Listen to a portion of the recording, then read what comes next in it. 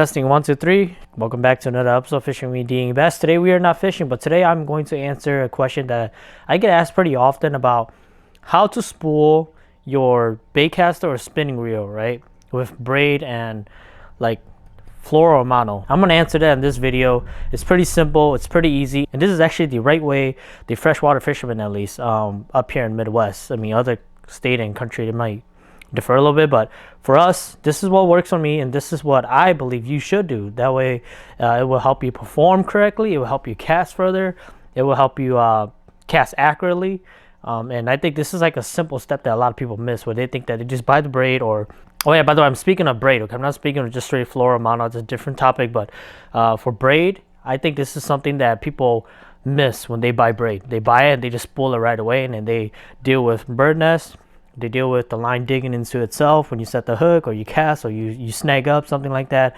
And doing it this way, it will help you perform way better. So let's go ahead. Enough talking. I'm going to break it down, talk to you guys. I'm doing it nice and slow. That way you guys can see exactly what I'm doing. So stick around for that. This will help make fishing a lot easier, a lot more efficient, accurate, and everything else you want to know. So stay tuned. Yes, I know you guys don't get to see my face today, but that's okay. So in this video, we're going to learn how to spool braid correctly onto your baitcaster or spinning reel. Okay, either one, they both apply the same. First off, you want to get yourself some leftover, or if you want to go buy some new ones, some leftover mono line. The reason why I say mono is because it's very stretchy, and I like to spool mono really tight onto the spool here. Okay, the reason why is because I want to be able to take up that surface there, and that way the braid can't dig into my reel, right? The spool itself. I'm using 4-pound test. I like using smaller line.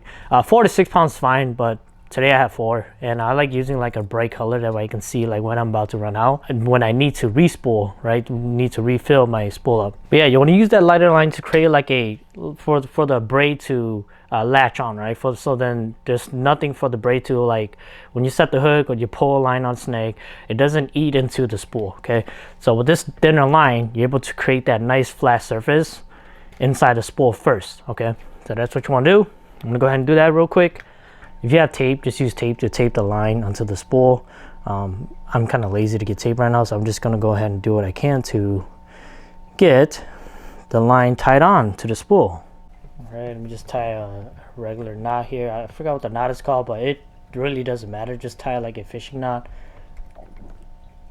to the spool, nice and tight right in the middle, because you want that little knot there to hide like underneath all the spool. Okay, you don't want it to hide on this. You don't want it to stick out from the side or anything like that, because yeah, that way you're gonna have some trouble if you don't do it correctly. So here it is. I don't know if you guys can see it. It's a pretty thin line. Let's see if the focus allows me here. So that's what it looks like. There's the knot right there. Okay, some spool, they have a hole. They have holes in the spool, so you just stick the line through it and tie it on there. This one doesn't, but it's special. Okay, you're able to cast really far with the spool. All right, so now that we're there, let's go ahead and just get some line on there real quick. Okay, just start off, just get it to loop real quick. All right, I'm gonna pinch it real tight. It doesn't look like it, but I'm pinching real tight, and I want to create a nice flat and soft surface. Okay, just gonna go ahead and burn it. I can feel the heat on my thumb, so but that's okay. That's what I want. Okay, just do it until you don't see any of like the black space anymore. It's right there, like the dark space. Go a little more right there. Okay, so right there, you guys can see, you don't need a lot. I want to say maybe 30 yards. I'll say 30 yards, but I mean with thinner line you gotta spool more obviously, but if you go 6 pound, just go ahead 30 or 40 yards. That's if you have a line counter. If you don't, just do it enough where you don't see any of the dark spool anymore, or whatever color spool you have. So yep, just like that. That way, you see how it's nice and tight. There's no gap. There's nothing in between. You know, that way the braid doesn't dig into the spool and that way it doesn't get caught or doesn't cause any backlash. But that's the trick. You should do that to all your baitcaster if you're fishing braid. If you're fishing mono or fluoro straight, go ahead. Like, you can just spool it like right on. But for braid, this is what I like to do. Sorry, I totally forgot to put my mic on while I was talking.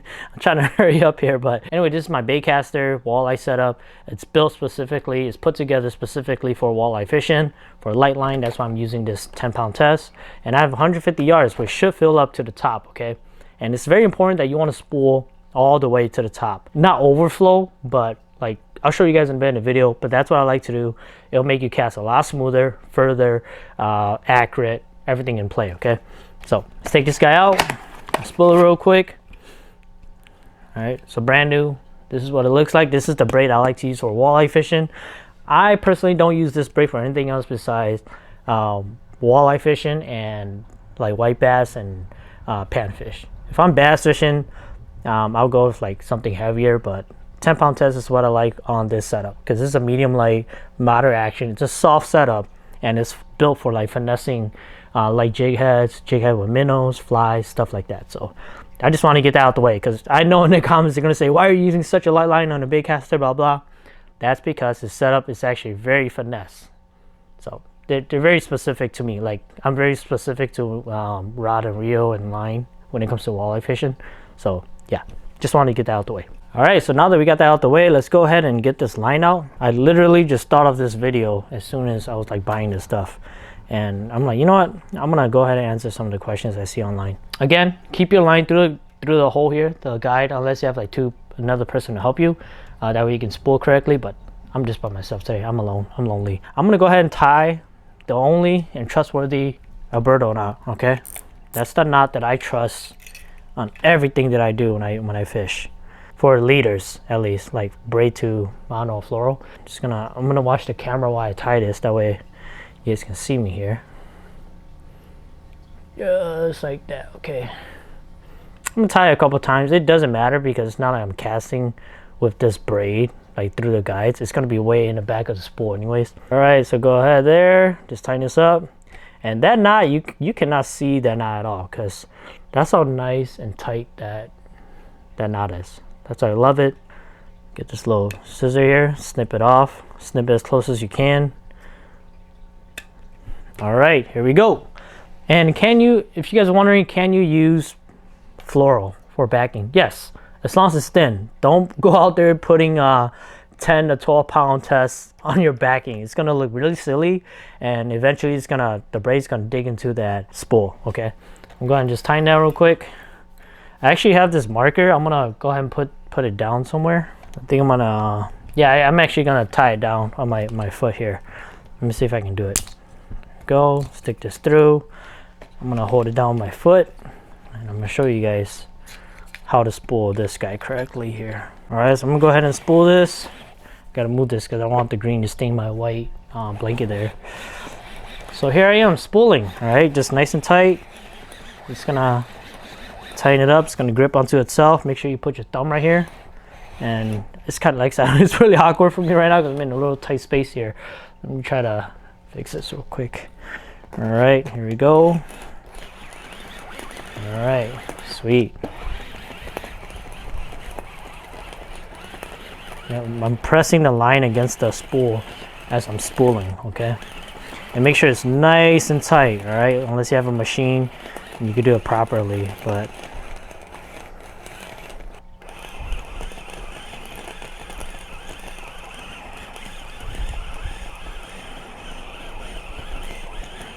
all right, we're just about done here, and we are done. There we go. Holy cow, I made a green mark on my couch there. Wife's gonna kill me. But you guys can see here, my spool is nice and even and tight to the spool, okay? I'm using this light line for, you know, boating activity when I'm pitching or just throwing, like just popping a fly into a pool. That's why I have this 10-pound test here. Other than that, I just want to show you guys the correct way, the way I do it, and why it's important to back spool your braid. Up here in Midwest, it's a lot cooler, so what happens is that when you bring all that water in, a light line is the trick too. It doesn't bring as much water into the spool. It also doesn't lock up, and that way when you go and set the hook, the braid itself doesn't catch itself and doesn't spin. Those of you who walleye fish or fish in the cold, you know what happens to braid. They lock up all together and they'll spin in place. Like you go ahead and reel, and you're just turning the handle and the spool is frozen. Like the whole braid here and everything is frozen. But with that backing right there, there's a grip, okay? There's a grip to the braid, and the braid will grip onto the backing, and you know, you won't freeze that way. I mean, if it's really cold, it's gonna happen, but I'm talking about, like, you know, when you're fishing 35 to 40 to 50 degrees. And this way right here is the correct way of doing it. Remember to spool it close enough to the top. I mean, just don't leave a bunch of space, right? I still got to cast this thing out to like even it out, but because I was doing it by myself and I was like super awkward with it. So yeah, this is how you do it. This is how I do it. I recommend everyone to do it. I'm talking about spinning setup or bait casting setup, okay? It works. Try it out, especially when using for braid. Again, if you're doing fluoro mono, just go straight to the point. Just put the whole mono fluoro on. But for braid, this is the correct way of doing it. You should try it, and it will work. It will help you cast further, efficient, accurate, and yeah, it's going to save you a lot more problems. So stay tuned for that. We're going to do some walleye fishing now, and I'll see you guys out on the water very soon. Peace.